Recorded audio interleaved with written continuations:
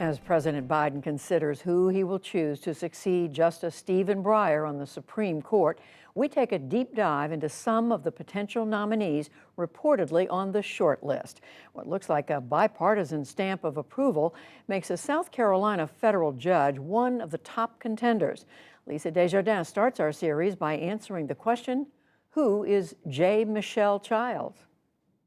On top of her lists of firsts and standout accomplishments, South Carolina's Michelle Childs uniquely has this displayed at her 2010 federal bench confirmation hearing: open, bipartisan support. Judge Childs has demonstrated a dedication to the job and a work ethic unmatched by other judges. And she will do a great job for the people of South Carolina. A nod Republican Senator Lindsey Graham pointedly repeated last month. She's one of the most decent people I've ever met.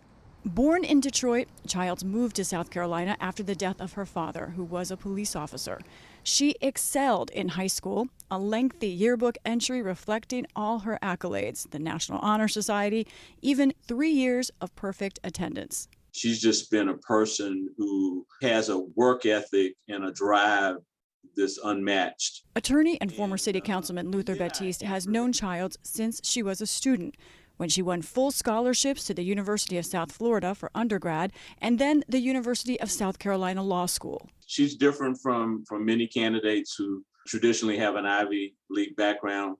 From there, Childs joined a private law firm. She's unflappable. You can't get her worked up. Leighton Lord worked with Childs at the Nexon Pruitt Law Firm in Columbia, South Carolina, where she was promoted to partner. I didn't grow up in the South, but I thought it was a pretty big deal.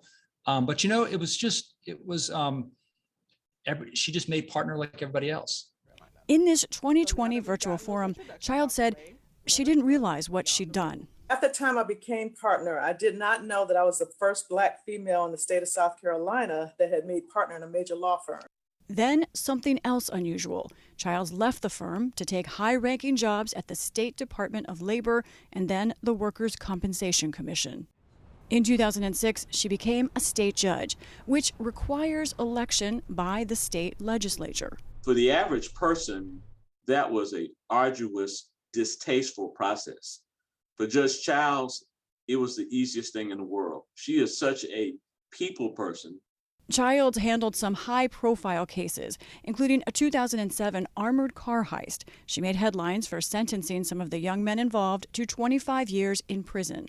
In 2010, she and a family of support came to Washington. I'd like to acknowledge my family. And the Senate unanimously confirmed her as a federal judge. Is there objection? Without objection, so ordered.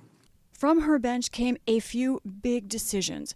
In 2014, she ruled in favor of 2 women seeking to have their marriage recognized, declaring South Carolina's refusal a violation of constitutional rights. That was the year before the Supreme Court upheld same-sex marriages. And amid the 2020 election and the coronavirus, Childs ruled in favor of easier voter access to absentee ballots and against a Republican witness requirement. Childs says what she wants is to be fair. I want people to feel like when they come before me, that they don't feel like they've been prejudged. Of course, I want to be well prepared, but I want them to feel that they have the opportunity to present their advocacy to me. For her, the law's living, and it's something that is going to affect people's rights, going to affect their lives. Judea Davis clerked for Childs from 2018 to 2019.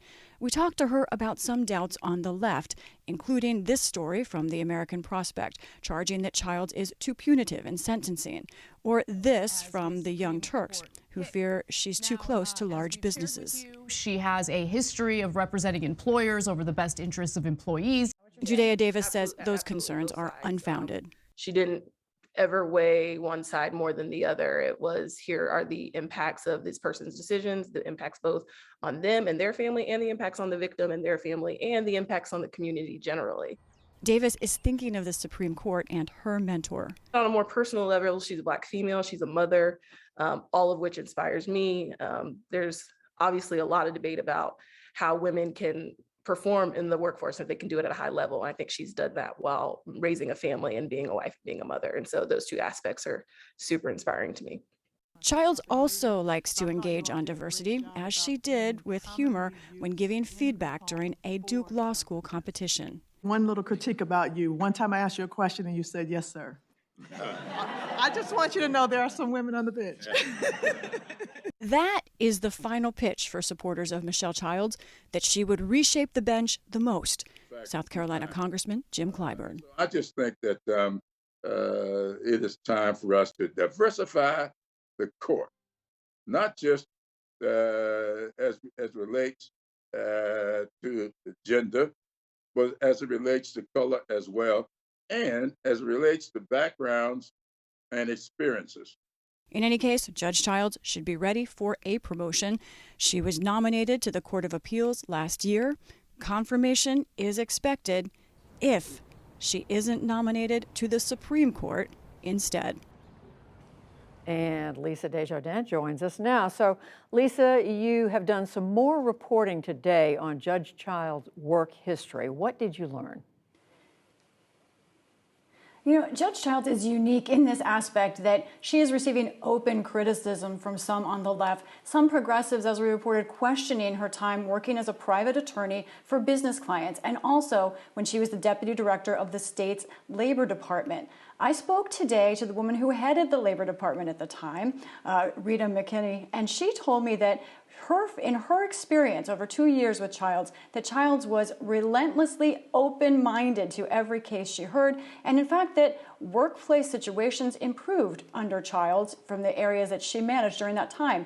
We did our research, and in fact, it is true that in the 2 years that Childs was in that job, that the number of workplace injuries and diseases reported did go down for workers in South Carolina. And in fact, also Childs did do some kind of groundbreaking work reaching out to migrant workers with a task force for non-English speakers and offering housing, those kinds of things. Again, those who support her say she is open-minded, she sees both sides. The question here is, what is balance? Progressives say they want someone who leans more clearly left. Judge Childs is an example of someone who has clearly ruled on each case on its own, say her supporters.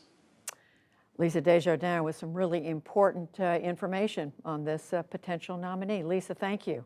And next week, we are going to be learning more about two other potential nominees who may be on the president's short list. Thank you.